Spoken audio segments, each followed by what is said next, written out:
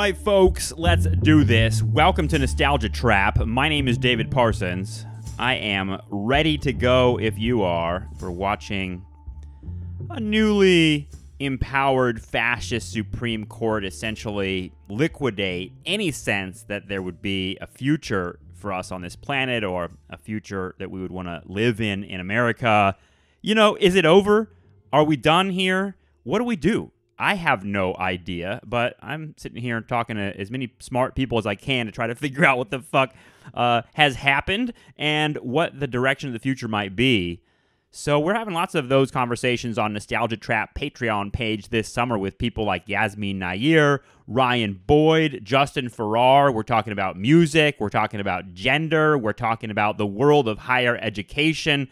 Those are just a few of the big ingredients, I think, to what the left is trying to figure out right now, which I mean, I personally think that the left needs to be rebooted for a new historical moment, and that's part of the conversation I have today with my guest. Very excited to share this one. My guest is Dan McClure. Dan has been on the show before. We talked about the longue durée and the sort of theoretical wide view on history. This time, Dan and I had a conversation about his latest book, which is called Winter in America, A Cultural History of Neoliberalism from the 60s to the Reagan Revolution. This book takes on everything that's happened since the 1960s and sort of combines an economic analysis with a cultural analysis.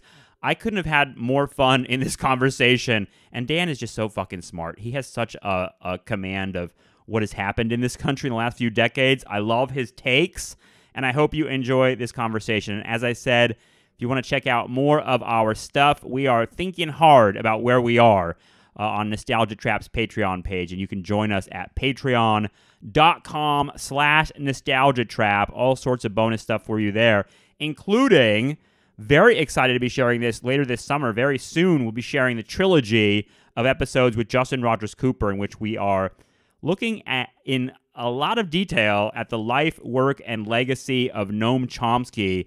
Very excited to share that one. So check out our Patreon page for more Nostalgia Trap stuff.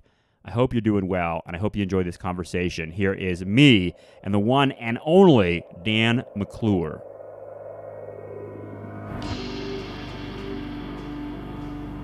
Well, all right, Dan McClure. Thanks so much for joining me again. You were on the show a few years ago. Good to see you. How are you? Oh, pretty good. How are you doing? I'm good. You have a book that caught my attention because it has a really cool cover, first of all, on the UNC Press website. I want to say the name of your book, which is called Winter in America. And it's about neoliberalism and political culture. Let me get the subtitle of the book is A Cultural History of Neoliberalism from the 60s to the Reagan Revolution. To me, that couldn't fit better into some of the things we talk about on this show, including the concept of a nostalgia trap and the idea that there is like this wonderful past somewhere in American life that we can call to or try to reshape or even feel like is lost forever. But what got you started on sort of writing a book about neoliberalism? Because it's such a huge topic. I feel like it's a very misunderstood topic too. So it definitely came out of my dissertation. I was looking for a direction to something to write about. And originally I was looking at sort of that late 60s into the 70s and sort of the shift I sort of saw, I mean, many people have seen. And then, as you're talking to various people in grad school, it's like, well, you need to have it bigger so it can sell more. And so I'm like, okay, maybe go into the 80s, right? Mm-hmm. So that seems, deep enough. And so originally, and I'm trying to find this, it's somewhere buried, but my original dissertation proposal, it almost has nothing to do with this, but during the meeting, there were two people that were on the committee initially, and then new people came on, but they were probably some of the most important people. One mentioned, or one had kind of tutored me in thinking through modernity, which was our that other podcast we That's did. right. Yep. And that kind of put me down the road of thinking about modernity and larger, time scales and stuff like that. But the other person, as we were going through the dissertation, he's basically kind of said, this is just neoliberalism. Mm-hmm. And I'm like, oh, I guess you're right. And so that idea of neoliberalism kind of, stuck. I started reading some books, the David Harvey one, which I don't really use anymore, but that was a gateway. And then you get pointed to the Foucault, right? The biopower, that book. And so, but then obviously you start digging deeper, and it's a little bit more intricate. But I mean, I've always, since high school, really, I always identified more with like 60s, 70s culture than sort of my own time period. And so I already was familiar with the films and the music. And I thought to myself, well, you can kind of see, when you watch a film from the 70s, especially the New York ones, like you can see the economics on screen. Yeah.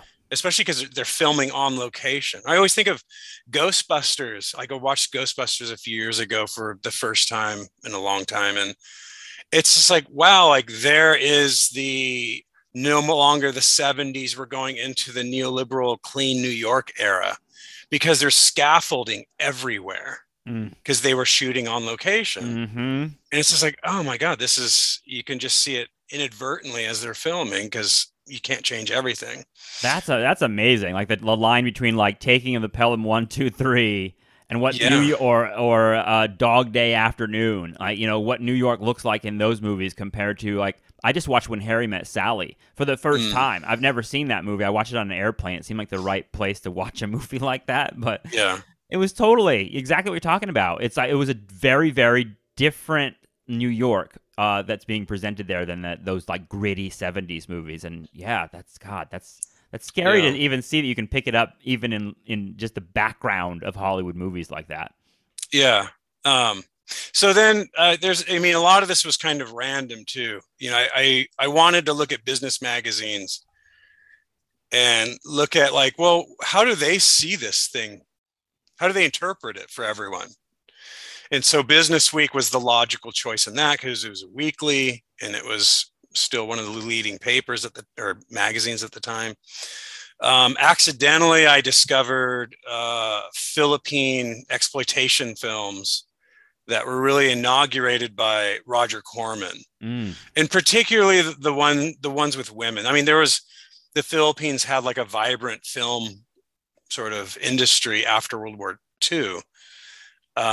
But in the 70s, and this sort of mimicked, again, it was always trying to find the economics of culture and the culture of economics.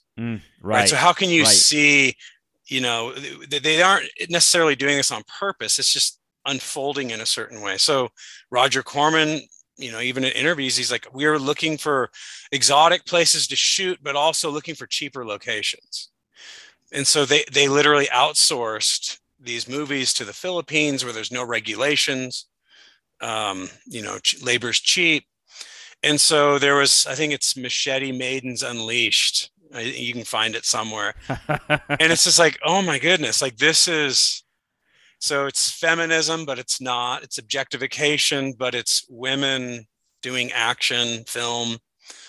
And there's this economics behind it where it's cheaply made overseas and then re-imported to play at drive-ins in the Midwest. God, I really love that take on exploitation films. I'd never really thought about it that way, because exploitation films, they're I think about them, a lot of the culture kind of discovered them later through Tarantino and that kind of like idea that these were sort of like liberatory texts for people of color and women. Yet at the same time, they were also kind of troubling because they had misogyny in them, and they had this kind of like overblown, cartoonish, macho attitude. But I love that idea, and correct me if I'm wrong in sort of paraphrasing it here, but I think it's an important one. Like that, the exploitation films are sort of sites where you can see where the culture and the economics are sort of crashing together, and there's like a negotiation happening in those exploitation films. Because I feel like when we talk about neoliberalism, we're often either talking about culture or we're talking about economics. We're not necessarily like sort of blending them together, if that makes sense. I'm always like, I don't know. Neoliberalism is I find it very hard to define. I'm always like pointing at a Whole Foods in like, an inner city somewhere and saying that's neoliberalism. They're selling some fake environmental bullshit, but it's really just corporate greed and gentrification and that sort of thing. But yeah, exploitation films. That's great. I love that take. But it's also flexible. Like, and this is sort of that David Harvey, like that flexible accumulation. And so neoliberalism it's obviously a reaction to the New Deal and the regulatory state. And it enters, they enter this flexible period. So you just lay off workers if you need to. You need a flexible workforce. But within these exploitation films, it's flexible in the sense that, if it's date night and there's a guy and a girl and they're going to go to the drive-in or whatever, the setting for these films, I think most of them were at drive-ins. The guy got to see gratuitous nudity and even like tap into his misogyny, right? That 70s male misogyny, and see women in prison, right? It was a women in prison genre. On the other hand, women could go see him, and it is almost, there's might be a few exceptions here and there. But there's some of the first films where women are doing action sequences the whole time, explosions and like machine guns, right? There was a book I utilized that talked about Pam Grier as sort of, because that's where she started her career, was literally these films made in the Philippines. But Pam Grier is the beginning of the woman action hero that then leads to Ripley, right, in Alien, and sort of in the Thelma and Louise, and sort of like so on and so forth. So it's right. There's this like, again, it's like they're awful, they're bad movies. I grew up liking, like, we always watched USA Network, and you would just see the worst movies, or you'd go to the video store and it's like, let's get the worst movie possible, right? And then laugh because it's funny because it's so bad. But so I've always liked those movies. But yeah, these movies are just like, they're awful in many ways. But at the same time, like the idea that they're using plantation settings. Yeah. So it's like and for me as a historian, that's like, there's another layer going on within this. And that's the other part of the project that I brought, was like, well, why are we so enclosed in thinking about, how do we think about neoliberalism within sort of a decades context, where let's zoom out 500 years. And so what does neoliberalism look like in the context of the history of modernity, colonialism, slavery, capitalism, enlightenment, nation state, imperialism? And what does it mean? And that's where I think it's a more of an honest take, because neoliberalism, and when I think of the civil rights movement, I now say the civil rights, social equality legislation deregulated U.S. labor and social networks. Right? Yeah, right. And so by the 70s, the labor pool just exploded, because social equality legislation removed sort of a white male only monopoly on like the best jobs. And so something like positive, like social equality legislation, fits into this because it's deregulating a regulatory economic environment that benefited white men.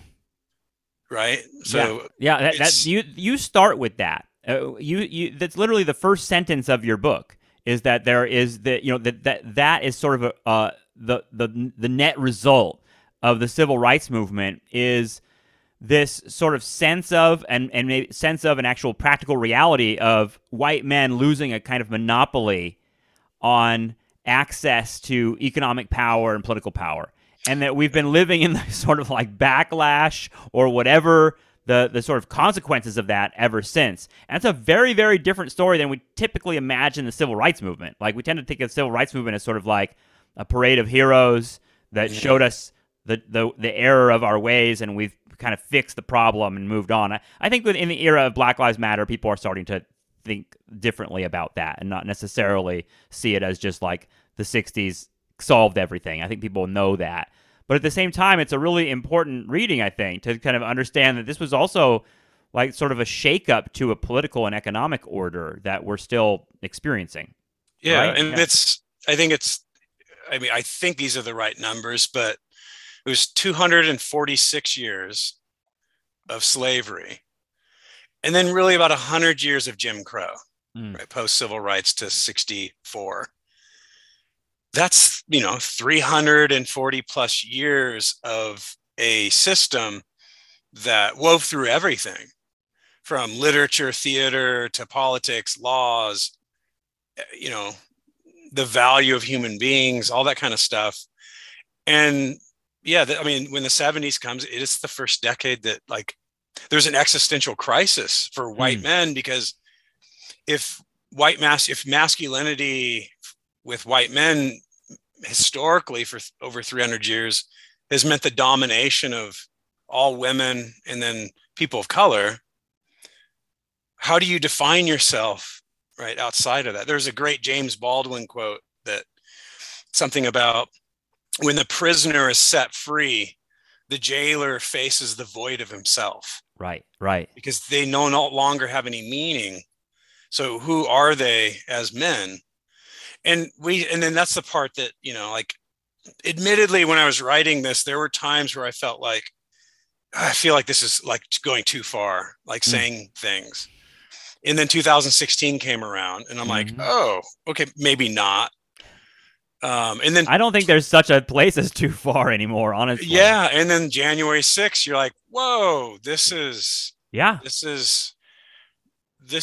intense. Like, we're still, as a country, like we're only 50 years into freedom for everyone, which, well, I mean, and having grown up around white, conservative, suburban people in Southern California, which is sort of one of the grounds zero of a conservative uprising in America in the last several decades. I grew up in the bath of Reaganism and Rush Limbaugh, et cetera, but also in the just surrounded by a kind of generalized resentment that tracks very closely to what you're describing here, which was an idea that, wow, if you're black and you're a woman, they give you everything. You get a free college education. Like, I heard all that stuff growing up, just total resentment that people who were of color, women, gay people, they cruised through life now because there was some sort of welfare system that got them everything, and now we're the minority essentially. I grew up with that. And so when I see January 6th, I know it's about a lot of things. But, and what's interesting is there's tons of women and people of color in that crowd, too, although I think it's mostly white dudes. But there's certainly, it's not a monopoly. White dudes don't have a monopoly on this sort of backlash politics, for sure. But either, and that's, I guess, neoliberalism as well. It's flexible. Yeah, I grew up in that. And so it's very, it just seems, maybe we can talk a little bit more about James Baldwin, because you have a really great chapter on this debate that took place. I don't think a lot of people know about this Cambridge debate that took place between, really, I mean, the two poles of this idea is William F. Buckley versus James Baldwin. How can you tell me just a little bit? I know it's a longer story, but how did this debate come about? And what was it really about? Because it seems like it's such a critical moment in that civil rights story that we hear. Yeah, I mean, there's I can't remember the guy's name. I'd have to look it up. But the guy wrote a whole book on that debate, and it came out. It came out right before my book came out. So I'm like, ugh. But I just kind of use the debate, and most of these chapters are just kind of these snapshots. Yeah. Like I'm not. I wanted to get the history behind the meanings and the genealogy of why people frame or use a language and mobilize a set of knowledge to defend a political present. And then with that, you're always delving into these like genealogies of how did it get to that point. And so the Baldwin Buckley, off the top of my head, I can't remember how that thing came together. I think Cambridge just had these series of debates and then Baldwin Buckley, let's have this one. Right, And right. they're both, I think, about 40. So they're Hmm. at they're top of their game. And then they arrive, and really the main thing that drew me to it again was, what was it? Did the American dream come at the expense of the American Negro? Hmm. Right. So again, economics, but then there's this huge cultural element to it. And so I'm like, okay, this debate's super interesting because Baldwin comes out and just talks about the history of the way race has always been woven through economics. And again, if you know the history of this, it's like he's not saying anything. Right. Like it's, of course, right? Like it's slavery, bodies that are property, but also creating new property through crops, etc. Um, and then Buckley, and this is interesting because if you look at, I think the New York Times published the two prepared statements, and Buckley's significantly diverts away from the original statement he was going to make. Mm. So I think he was kind of thrown a bit by Baldwin, and you can kind of see him take some personal shots at him, where he accuses him of speaking with a British accent, and Hmm. he says stuff like, I have to talk about this as if he's a white man." Oh, Right, like as if, it's unfair for him to be black and be saying this. It's a uh-huh. rhetorical, it's very much like everything he did, as eloquent as William Buckley was and careful. He was so thrown that all of a sudden he was kind of showing his cards and anticipating a lot of what you just said about, right, that the old school Orange County conservatism. Right. Again, before the onset of it. Right. Right. Right, he has an unfair advantage and that type of thing, and he even throws out like, well, I know, I don't know about you, but my grandparents worked too. Right, the Mm. whole, Hmm. my grandparents didn't own slaves, so why should I have any responsibility, that Oh sort of God. thing. Yep. Yep. And just because all this stuff, because Buckley eventually goes on and he has his show, really that's an early, when you look at that compared to his show, you can tell that he learned a lot about keeping composed on television when you shift into a show. Because I personally like Firing Line's really interesting to watch, because it's like, oh my God, they're sitting there for 45 minutes with just like a couple mics.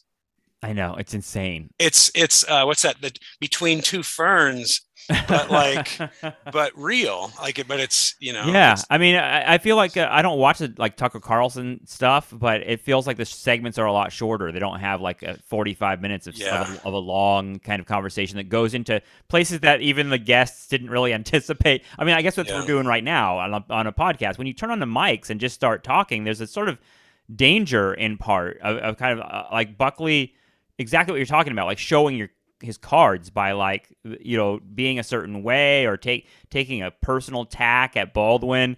Yeah, I find the Buckley stuff really really interesting always, but you can definitely feel the tension between his intellect and his sort of real, honestly, like seething hatred and resentment of these people.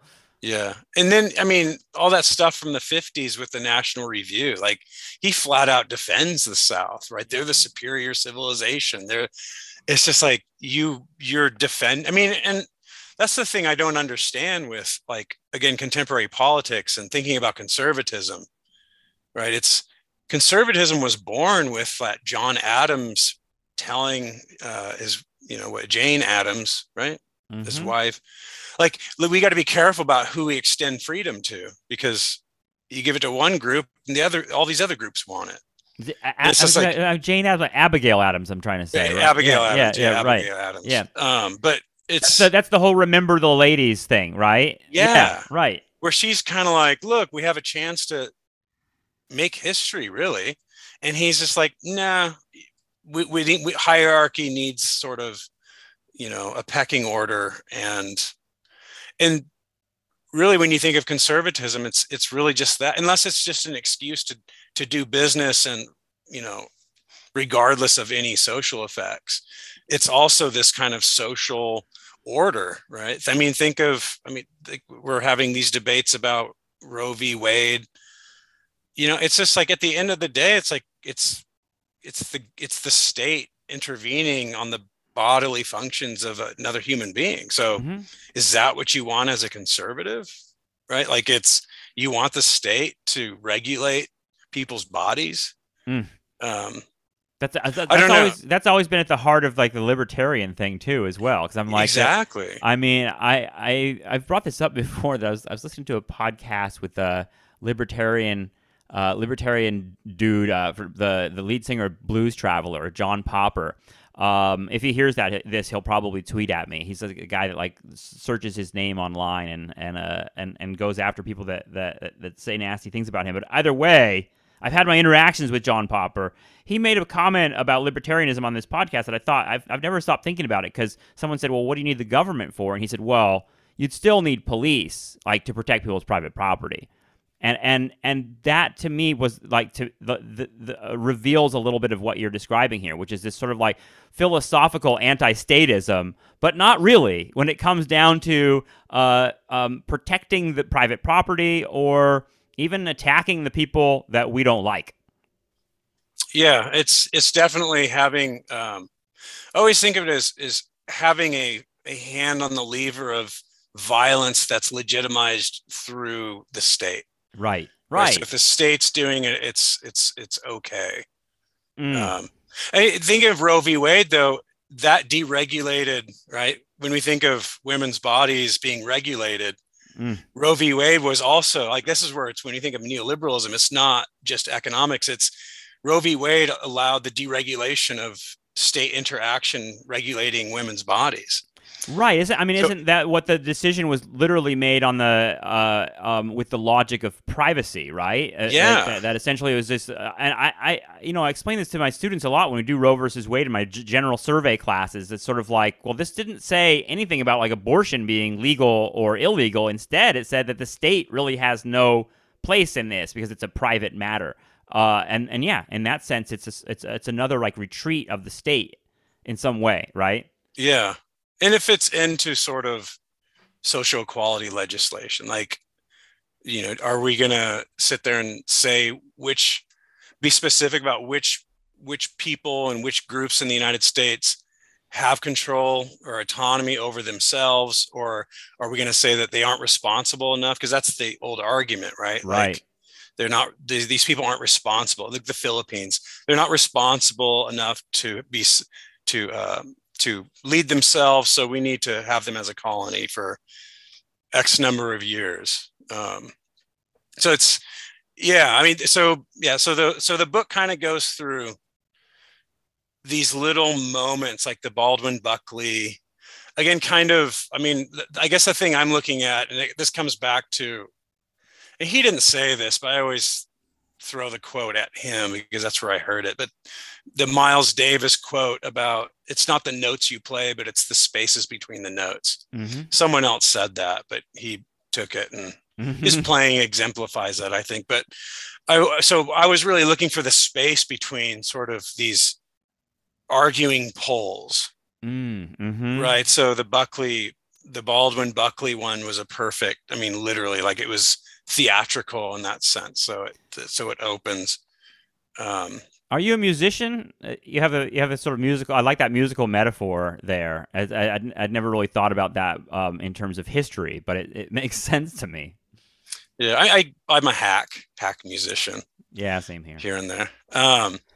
But the other part was that the trope of Western civilization, right? Like that second chapter when I pulled together conservatives and neoliberals, and sort of always resting your arguments on, well, Western civilization has always done X, Y, Z, and sort of that idea that you mobilize history, and I articulate that better in that first chapter, but that idea of possessing history, right? So if you can possess history, and then you mobilize it on behalf of a contemporary political issue. Right. Right. And again, we see that today with conservatives trying to outlaw teaching of racism and Sure. these Yeah. sorts of things, because they are losing their possession of history that really began in the 60s, 70s, right? Like in the 80s, when we were taught by the hippies, at least my age, like I was in middle school and then started high school at the end of the 80s. But, um, you know, we started learning. I mean, it was still watered down, but you started learning more unpleasant things, right? Versus the John Wayne TV special. I'm having flashbacks of my 80s and 90s high school experience, and I so many hippies in Southern California teaching us. One example, though, I think that would make you laugh is that I had the hippie guy economics teacher who had like an earring in his ear, and he like played vinyl records for us before class all the time. And for our final, he played us the song "Cats in the Cradle." And asked us to write about the song's lyrics and relate them to the concepts of economics and capitalism he had taught us about. And we had already watched, like, he showed us the Michael Moore movie, Roger and Me. And he sort of like talked about how, so like literally my final was, I remember writing an essay about how capitalism like took kids away from their parents because Cats in the Cradle is a song about like, a parent never connecting with his kid. Yeah. But that's exactly the sort of stuff we all grew up with. It's interesting because you do feel like a conservative backlash to that sort of thing, and happening today in schools. But I'm remembering how Ronald Reagan, was and many conservatives, Ronald Reagan was maybe the foremost of them as president, was interested in sort of re-narrating the Vietnam War in the 80s and saying like what it really meant. And here's actually what happened. And here's why we lost. It was hippies again. Spoiler alert. It was hippies again is why we lost. But yeah, I mean, that seems really powerful and even more overt today with the kind of like we're almost to the book burning era of the decline right now. And it seems like that's control of history is everything for a lot of people. Yeah, and there's some optimism in it too, because when you get to the point of outlawing books and ideas, you've lost, like you're admitting that you've lost that, pretty weak hegemony, right? Yeah. Like it just can't unfold naturally because you have to artificially, and this is the irony, right? It's not very neoliberal because now you need to get back control of the state and then regulate what is being said and not said in school. So it's really not even conservative again, unless you just mean conservative. Like it's strange how conservatism has changed in the sense of what does it mean to be conservative today versus like, say, my parents were conservative. So, for them, it was like, stay out of other people's business. And then I know what to do with my money better than the government can. Right. Like, right. It's just kind of that. Like there's a line between conservative and reactionary, right? And that reactionary, like, I don't know, insane. I always think of it as an insane element of American politics that's always been there. That I always thought of as like the fringe of the conservatives. Yeah. You see that with Trump, right? Because so many like conservatives, like Bill Kristol and all those kind of dudes, they like went over to the neoliberal side. They went, they're like voting for Democrats. They're Joe Biden people, like. It's interesting because you're kind of like, it feels like that's a real struggle on the right, is sort of like, who are we? Are we the sort of like folksy conservatives that believe in those old traditional values? Or are we like rabid reactionaries that want to burn books and storm the Capitol and that sort of shit? Yeah. Like I always say like my favorite conservative historian, where's it at? The Andrew Basovich, who does foreign policy. Yeah, he's great. Yeah, it's just like you read that and like, Michael Lind, right? Kevin Phillips. And again, they were the canary in the coal mine, right? In the 90s, where they're like, wait, where are we headed with this? They had an intellectual investment in conservatism, and things just started. And again, that's when I think of like the cultural element, perhaps they underestimated that level of the 1970s as the first decade when white men have to compete with people of color and women for the first time. Like, sure. That is essentially the driving factor in all this. Like, I mean, the Trump numbers, who voted for Trump, the explosion of white nationalism. Like, my goodness, this is, again, it used to be always sort of this marginal, like, oh, wait, the Nazi, like it was the what was that movie? The Blues Brothers, right? Like, oh, I hate Illinois Nazis. Like, it's like a punchline of these kind of lost cause groups, like the Klan, right? Like, who is in the Klan still? Right. But Yeah, now I mean, it's we just grew up like with like Jerry Springer. There, if you remember, like the Klan and were on those sort of, and they were a joke on those shows. Yeah. And now it's just been, they've put different, they wear the khaki and have those Home Depot torch things, but but again, like those, it's,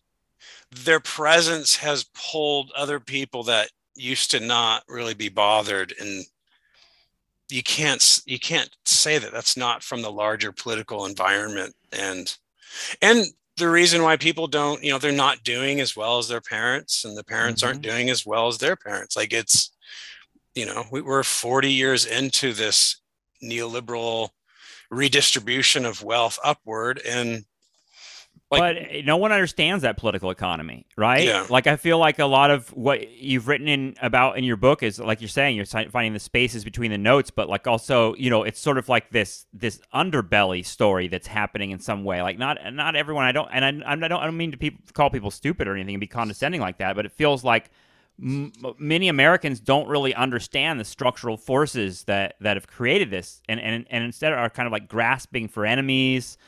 To me, like the thing you just brought up about free speech is really interesting to me, because it's sort of like the left and the right are sort of pursuing like, you can't say that type of strategies. Like the major platforms like Twitter, etc., shutting down like, anti-vaxxers and even Trump himself.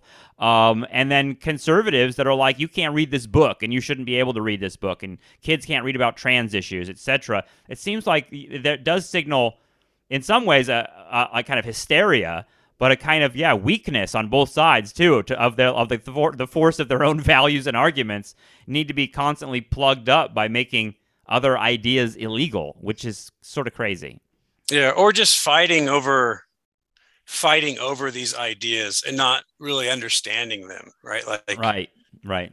Like, it's not that you can't say certain things. Like, I've had relatives say the most awful awful things, and you're just like, wow. Like, and for me, it's just like, wow, can I write that down? Like, you just said in one sentence something horrific that I had to read a 150-page book that I had to read twice to understand. And you just like, right, that idea. I remember one person said, this isn't a free, this is like late 90s, so this isn't even Trump, like, but this isn't a free country anymore. I can't say the N-word. Yeah. Right. And it's just, and to me, it's like, wow, like there's my thesis. Like, the 1970s, all of a sudden white men no longer had the whimsical power. It's one thing to have legislated and economic power, but that whimsical power that anyone could enjoy has now been taken away. Yeah. And so when you hear like, oh, we can't say things about these groups, it's there is this kind of like delusion, the idea that their delusion of having that kind of superiority, it's really hitting them in the face. Like, the 70s is one thing, and you see it in like Taxi Driver, and you see it in The Conversation, Gene Hackman. Yep. I mean, The Shining to me is, I don't know if he was doing that on purpose, but there's all these lonely white men movies that are in a world they no longer control. I mean, Dirty Harry is probably a quintessential one, but I'm thinking more of the drama type, where there's a lot of them just sitting there staring. And again, I don't think the filmmakers necessarily, oh my gosh, did you know this is the first decade and blah, blah, blah. But there was such a feeling of an end, something new has changed. Like, enough structures had been moved around that, To me, it's the Midnight Cowboy is the one I'm thinking of. yeah, Midnight Cowboy too. Yeah, and to me, like, I mean, you have a chapter on John Wayne and this sort of Western masculinity, but at some point when Dustin Hoffman in that film says like John Wayne's a faggot, and it's kind of like, wow, like that is such a different positionality, and indicates exactly the sort of crisis you're talking about. Yeah, yeah, and kind of in a way that would undermine the the deep meanings of John Wayne, right? Like, Right. because John Wayne wasn't just a person; he was he was everything. I mean, he's still used. I think there's a quote in there about when Obama sent the Navy SEALs in to go do something, and the conservative commentator said that he did the right thing, right? Mm. We didn't need the village, we needed John Wayne. Mm. It's just like, wow, dude, you're really. Which is crazy to hear that invoked there, because it feels like a lot of the backlash or the acceleration of this backlash came during the Obama years when there was a black president. I mean, it's hard not to notice that kind of thing, right? Yeah, I mean, this was the Tea Party Obama. That's when I started writing this. So that was really, that's what made everything like, oh, this is what I'm doing. Yeah. And then Obama, right? Like by the end, it just kind of died down, and you're like, oh, maybe I was too. That's going back earlier. Like maybe I was too extreme in this. And then all of a sudden, Trump comes. It's like, oh, it's Tea Party Part 2. But now it's bringing out Nazis, right? There's good people on both sides. Yeah, Trump feels like some like really crass, over the top, like overcorrection. You know what I mean? Of like that sort of that whatever that I love that your book, because I'm like this too. Your book is touching on a lot of different places. It's touching on race. It's touching on gender, class, because it seems like those things intermingle. And I know it's sort of like become it's neoliberal language to talk about intersectionality and that sort of thing. Which is maybe a trap as well. But to me it's important to sort of locate that sort of backlash politics from a lot of different places. And the John Wayne thing, I mean, during the Vietnam War, and before when they were struggling, when the military was struggling to deal with what was called shell shock, this sort of like what is eventually going to be called post-traumatic stress disorder.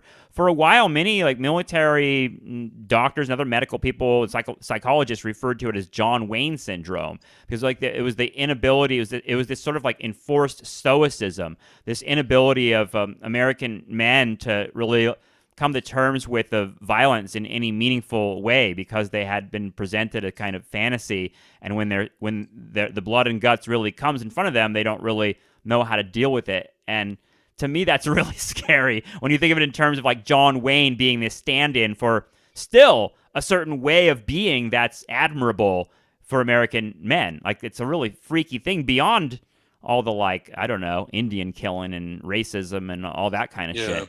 There's also just this really bad attitude that seems very present in American life today. Yeah. It's like I've started using that term delusion when we like talk about white supremacy, or, it's this sort of delusion. It's a story that was told that there's like this idea, and the ideas turn into policies, and then the policies turn into material outcomes, which then reinforce a recycling of the ideas, which go back into policies, material outcomes.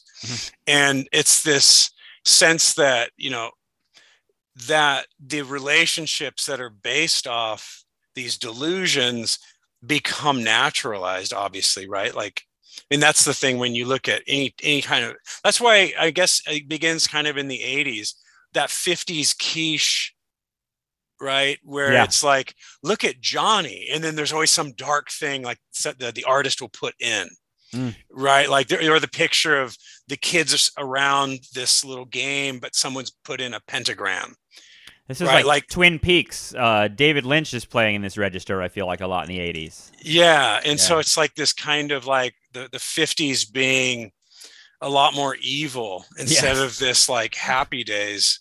And it's just like, yeah, there was Jim Crow. It was legal. It was, the boomers are the last generation to fully enjoy a childhood that was white nationalist across the board on commercials, when you went to the store, when you turned on the television, everything, the NBA, right? Like it's 50s everything. nostalgia is nostalgia for a kind of Nazi America. Yeah. And then at the same time too, I think that's that memory, selective memory of the 50s too. It's like, well, the rich were being taxed at 91%, at least for the top. And there was a redistribution downward, right? It's like, I can't remember the numbers, but it's insane, the purchasing power of the post-war years. It's like wait a second, is the nostalgia for the sort of racial dominance, or is this the nostalgia for when the government actually, provided a redistributive network for people? You know what I mean? Like they actually provided things for people, because your nostalgia for the 50s can be tangled up, and that's maybe the danger of it, right? Is that, oh well, things were better then. Why? Was it because of the Jim Crow was sort of cutting out a privileged space for us in culture and in political life and in economic life? Or was it because there was like this legacy of the New Deal government that was still providing great jobs and benefits for people? It seems like a little bit of both, I guess. Still seems like a very, like, to be nostalgic about the 50s, you kind of got to be a white person. Yeah, well, I think it's because whenever there was a great poll taken 10, 15 years ago, The Economist took it. And for Democrats, okay, where do you want to go back? Or liberals? Let's go back to the 90s. Okay. For conservatives, it was the 50s. And the phrase I always remember is the simplicity of it. And so I think there is a simplicity of what men and women, like the proper roles that you're supposed to do. But then the racial part is sort of put into the background. But I do think a part of the nostalgia comes from the unspoken standard of living. The standard of living created a pleasurable experience for white people in the 50s. But at the same time, the government intervention was downplayed because of the Cold War. And so you see it pop up here and there. Like I have that quote from William Faulkner about agriculture is no longer the main industry in the South. It's the federal government. Right. Space, NASA, military contracts. Or Orange County, right? The irony of Orange County and Orange County conservative libertarians is it could not exist without government intervention that brought in all the defense contractors and missile makers. That's amazing. So liberals are nostalgic for the 90s and conservatives are nostalgic for the 50s. I'm like, what are liberals nostalgic for in the 90s? Is it the culture? Is it? I mean, what is it? I think I have a feeling it's just Bill Clinton made them feel good about themselves. Like Jesus. Yeah, I never understood that one, but the 50s one makes sense though, right? Yeah, I'm like thinking here, liberals can't be nostalgic for the 50s because of Jim Crow. Yeah, but then economically, like I talk about like Bernie Sanders. Like, right? Isn't Bernie Sanders just a 1950s politician that's not a white supremacist?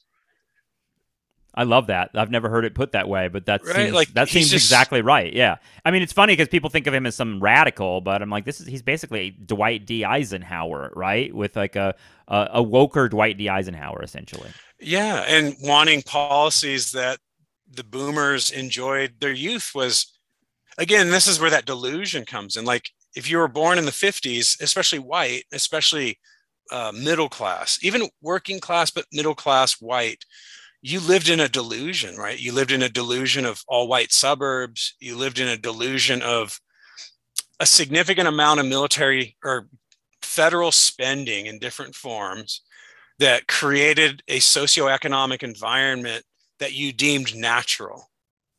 And that you also lived in an era of the dawn of computers, which then made every 5 years look different from the previous 5 years, right? Like I always think of that with the 80s kids.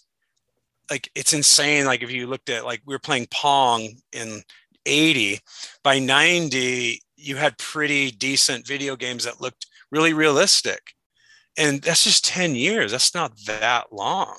I feel like we hit a plateau on the technology in some way. Does it feel that way to you? Because I mean, you're right. I mean, you and I grew up in an age when, I mean, I had I had an Atari 5200, and then I had Nintendo, the original NES system, and a Game Boy, and it just seemed like the future was just going to get better and better, and the video games were going to get crazier and crazier, and that has happened. Video games today look insane, but at the same time, it doesn't feel like there's the same sense of, I don't know. I connected it. Maybe it was because of the Reagan years and all the kind of optimism, but I connected it to a real sense that like the future was, we were heading towards flying cars and going to Mars. And like even when Elon Musk says that, I don't think a lot of people even believe it. You know, it certainly doesn't feel like all of us will be on board with it.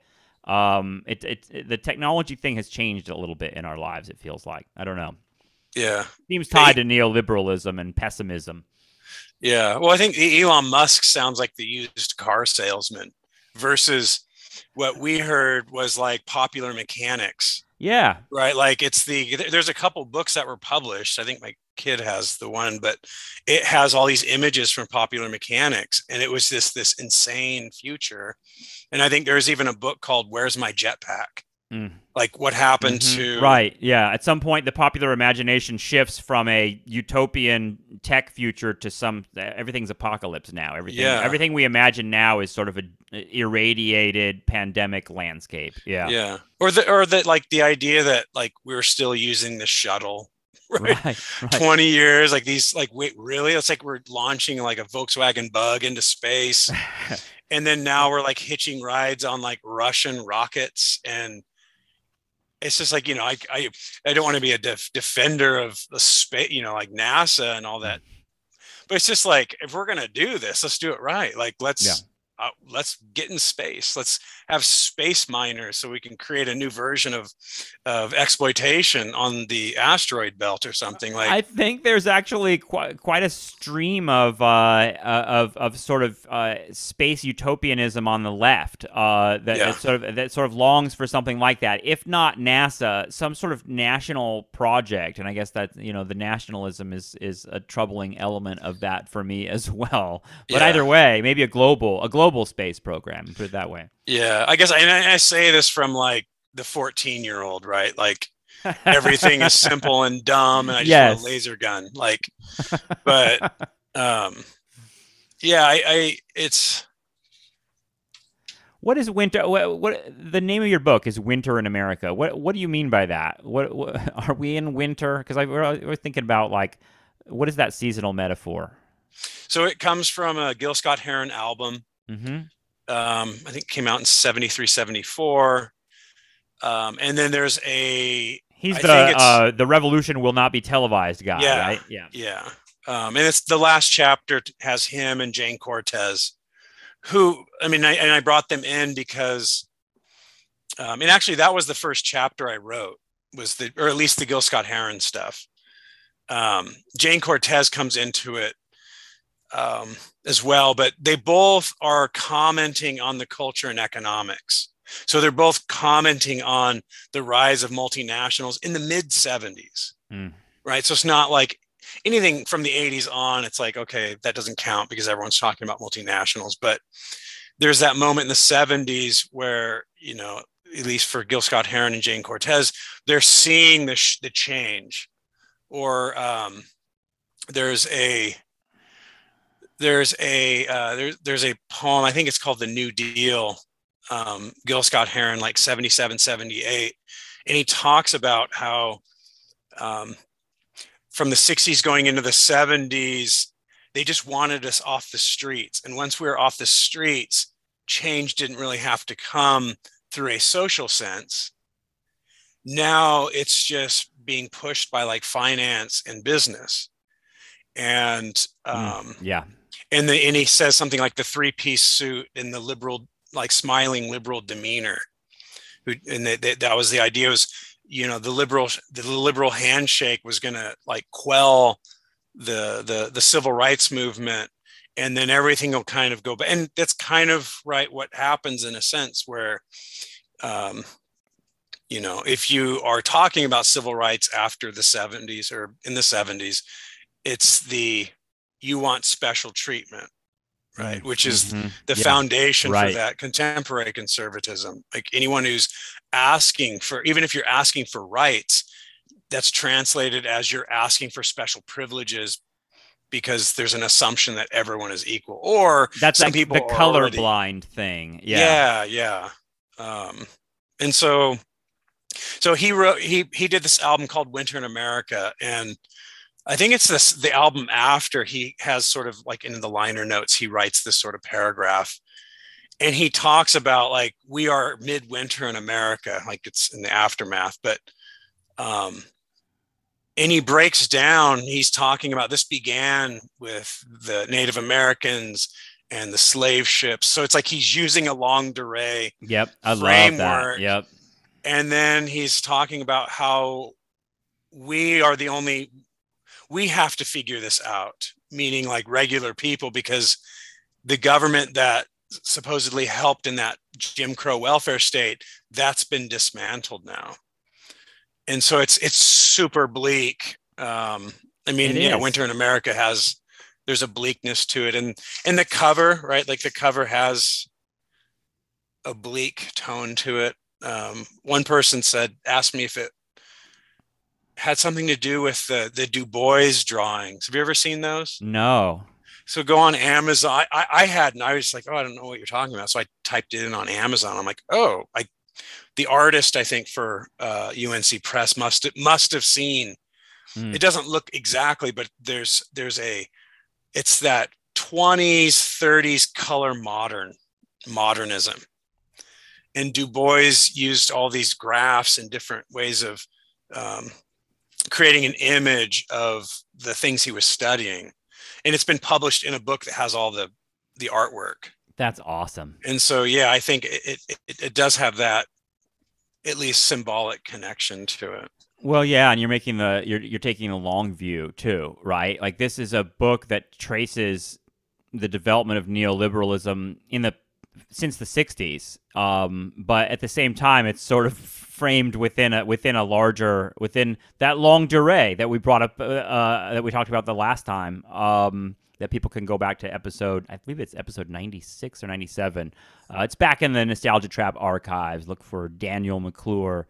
And we talked about that concept, but man, when you think about it, I'm having my own 90s nostalgia, in part because of thinking about exactly that Gil Scott-Heron impulse was present in the 90s in terms of pop culture. There was a kind of like, especially in hip hop, but it was in Nirvana too, and like other things, like there was this like kind of connection between economics and politics and the personal, and it was along the lines of that personal political stuff in the 60s, but it was there. I'm thinking about like, I don't know, this is going to make me sound like an old dude, but like Rage Against the Machine, hearing those songs on the radio and hearing like basically angry poetry from like men of color who were saying things like, I mean, honestly, this line is like in a song called Ashes in the Fall. There's a line where at the end, it's just repeated again and again. He says, "Ain't it funny how the factory doors close round the same time that the school doors close, round the time that 100,000 jail cells open up to greet you like the Reaper."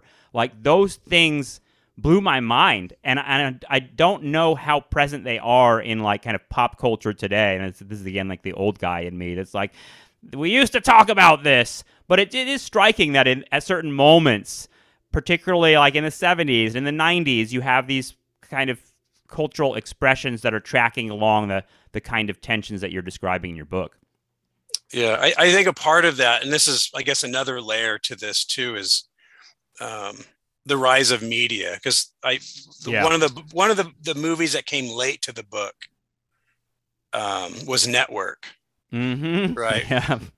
And Network on so many different levels. I mean, there's a book called Mad as Hell that talks about the 70s, and it was like, about 10, 15 years ago, there was a bunch of 70s books that came out. Yeah, that's right. And I'm like writing my dissertation, like, oh, come on. It used to be just Bruce Schulman. He was the only one that had a 70s book, and now there are a million, including a million on like 70s movies and the golden age of Hollywood and all that sort of thing. Yeah, which can't help, I think, making sort of arguments about neoliberalism and that sort of thing. Yep. Yeah. Well, actually, okay. So 70s movies. So, I feel like, and at least in the media age and sort of information technology age, there's all these moments that something new comes out. And I think that for the most part, the gatekeepers, right, that control the flows in the sense, right? Like, so network television back in the day, ABC, NBC, or different kinds of magazines. And then you can bring in like the fanzine culture of the 80s too, where it created this alternative network of information distribution. But by the time indie becomes mainstream through, I mean, really it's Jane's Addiction, right? Yeah. I always feel like Nirvana, like, oh, Nirvana did. It's like, well, Jane's Addiction kind of, there's a few bands in there that they weren't the million sellers, but they were mainstream. Yeah. Just on a lower level. It's like and the White Stripes coming along. It's like there were a bunch of bands doing that sort of like blues rock thing that were about to break, and it seems like there's always a Bob Dylan or someone that comes along and just kind of connects all the strands and reaches superstardom. Yeah. And then you have this explosion of like, I mean, again, Rage Against the Machine's perfect because it's like, wait, that was a pop record? Like you had like reactionary, like athlete types, like from the people I came from. They're like, yeah, Rage Against the Machine. And you're really like, have you read the lyrics?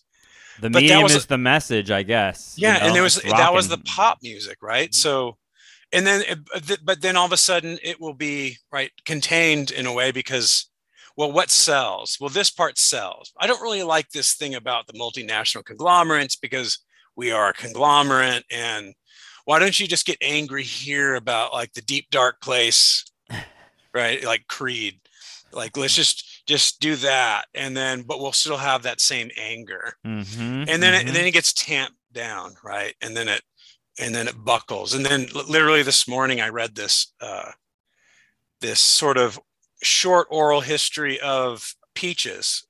Remember that record Teaches of Peaches came out in 2001, 2. Yeah, I remember that. I mean, I remember I first heard the song in Lost in Translation, and it's like, whoa, like the lyrics still are shocking. The song is called, for those that don't know what we're talking about, the song is called Fuck the Pain Away. Yeah. Yeah. And so I love that song. But reading sort of this history, it was talking about by the 90s, like late 90s, India is just dead. And so you had someone like Peaches that, like, oh, here's this electronic thing. And I have a bunch of stuff in my head that I want to get out. But I'm going to use the punk ethic of just making this thing work. And then I record this moment. And then you have this very shocking, raw, arguably punk, like it's punk in spirit. And these are these little moments, right? Like it's unscripted. And I think that, money channels, like, like I hate mainstream economics, but really it is that, right? Like they don't know what to do with it, but they know kids want to buy it. That's Woodstock 99. I mean, we had a whole discussion of that documentary when it came out on this show because it was exactly what you're talking about in part. Which is sort of like, I feel like it's with Trump too. It's like we know he knows that he's unleashing forces that are powerful, but he doesn't really know how to control them. And that's why I think that, like, in a lot of ways, I don't know what's going to happen in 2024 because it seems that what's happening on the right is beyond Trump at this point. And seems like it's deeper, darker, going in different directions, and Trump could just be tossed aside. It's not necessarily a cult; it's something even more widespread and deeply rooted than that. And that feels like a lot of what you're identifying in your book. Honestly, is all these different ingredients that are there and have been there for decades, and Trump is able to activate them, just like Fred Durst is able to actify. Let's break stuff, at Woodstock '99, but you're not really sure exactly where those forces are coming from and where they're headed. It is kind of like there is a Pandora's box element to this, it seems like. Yeah. Yeah. And then there's that delusion factor, right? When you think of, if your media consumption is like narrowed through certain streams, like the Facebook algorithm where you only see things that you agree with. Why? Well, it's the market, right? Yeah. Don't show them this because they'll want to go away from Facebook. Show them stuff they want. And so we're just scrolling through things that we agree with. And then I would say for the right, because the economics has not worked out. Like I think that's the big thing with, transgender and critical race theory. Like there's a desperation because at the end of the day, they cannot argue that their economic policy since Reagan has helped regular people. Like it's just you can't argue that. So and that's dangerous because the right is then going to be like, here's where the problem is, and yeah, it's gay but they have kids. plenty of they have plenty of sort of like settler colonial themed, like, and that's the part where we all, especially white men, I always call like how we were raised, at least from how I was raised and a lot of my friends, we were raised like in a warrior culture. Right. Like, especially the athletes, and you're kind of groomed to, oh, well, you'll be in business. Or for me, it was construction, right? I went into construction right out of college, worked on the Golden Gate Bridge for a multinational firm as a cost engineer and eventually a field engineer with a history degree. But it was good old boy network. But there was this idea, it's just like, oh, don't worry about it. Like you have it in your blood and you'll just, you'll be doing these things. And and all these in really part of the book is that, like, it's dealing with, especially the settler colonial, like right. that idea that they're settlers, not invaders, right? Like, oh, look at the invading family. They're being massacred by Indians. No, they're an invading family, and the Indians are defending their territory. Like, how do you frame this incident? There was a family, but they've invaded, and then you have something happening here. Well, certain history books will say it's the settler family was massacred. Oh, and then there's the reason why there is the wounded knee. There's the possession of history thing, right? Yeah, it's the possession. What happened there? Yeah, how do you frame that? Here's a neoliberal moment for you. I was driving out to the desert last week, and we saw my wife and I saw a U-Haul. Those big U-Haul trucks. And they always have painted like sort of like advertisements about the state. And this was like the state of I think it was California. It was a western state, and it had a big like covered wagon, pioneer settler family, white family, just like you're talking, painted on the side of this truck, and it said, "Do it yourself moving, an American tradition." And I was just like, good God. Like, there's the neoliberalism and the possession of history all connected. And then what are they doing? Renting a moving van, Like, that's what it comes down to. And then the other thing we saw almost at the same moment, this is all your book, Dan, like it's all there. Like lots of advertisements for military recruitment in the desert, because the people out there, there's military bases, first of all, everywhere. It's a strong culture of it, but this also, total economic nightmare. And, they're saying like, here's the job you can get, right? But, like, it's all this warrior culture shit. And, like, there was this one that's just this dude, like, standing in the desert. It's just a photograph of a dude standing in the desert in camo, kneeling with his weapon, and it says, like, win the war inside. The war is won inside. And I thought, that is an advertisement for a mass shooter. Like, a mass shooter can look up at that ad and be like, that's me, I'm winning the war inside. It's a one-man war, too, And that's, it connects to all that 70s shit you're talking about like the lone dude that's going to set things right, usually through violence in some way. Reading your book, Dan, really, to me, it's like, you begin to see it everywhere, and it begins to like feel really, really present in a way in everything, in culture and politics and everything. Really great book. It's sad that like that advertised, because when we were, again, warrior culture, there was the sense, like in high school, it's like, oh, maybe we'll go in the Marines, right? We watched Full Metal Jacket. Yes. My dad was a Marine. Like, even though it doesn't work out very well in Full Metal Jacket. Yeah. Yeah, it doesn't work out. But it's sad because it's like, well, if you go in the military, like the first thing I think of is you're around a collective of people that you form a bond with, again, outside of the politics of foreign policy and all that. But you do get to form a bond with this group of people that you have nothing to do with, but you're now in a group.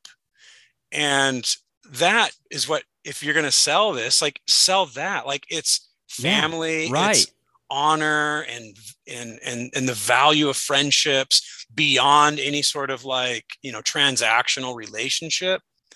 It's like, isn't that what people, because think of social media and isolation, and that would be the perfect set. Like maybe we should charge the army for what we're saying, but like, that's the sell. Like, I don't want to be lonely figuring out my own stuff in the army. I want to be a part of this. The one good thing about the military, to me, I mean, this is a tradition. This is partly why I wrote my book. That there's sort of like leftists have a sort of, they're looking at the military and they're kind of thinking, like here's something that's like takes a lot of really positive properties of collectivity and solidarity, and puts it towards a project of death and imperialism. But what if? Like, what if we were able to do the same thing that we do in the military and create that kind of cohesion and community and bonds without that violent element and towards some sort of positive good? Yeah, that's some sort of dream. I don't know. Yeah, whenever I see people putting uniforms on together, I'm like, oh, fuck. I know. Then there's that. Yeah, it's just like, oh, man. It's Starship Troopers. That's right. Well, thank you, Dan. This was super fun. I love talking with you. I think you've got a very you've got a particular vision. I feel like your book and your way of doing thinking about politics and culture is sort of like the ideology glasses in They Live. Like seeing underneath. It feels like part of what the analysis is just kind of seeing what's already there in front of you. So thank you for talking with me. I appreciate it. Yeah, thanks for inviting me on.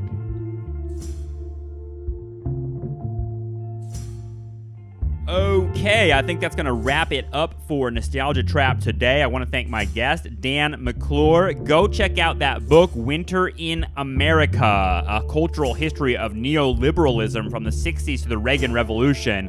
This is a juicy book filled with all sorts of great insights, and I think stuff that Nostalgia Trap listeners will deeply appreciate. This book has explanatory power for me in trying to figure out where we're at right now and where we need to go. So thanks so much to Dan McClure for joining me and having a conversation with me. I hope you all enjoyed that. There's lots more Nostalgia Trap stuff out there, particularly on our Patreon page. We don't do this for free.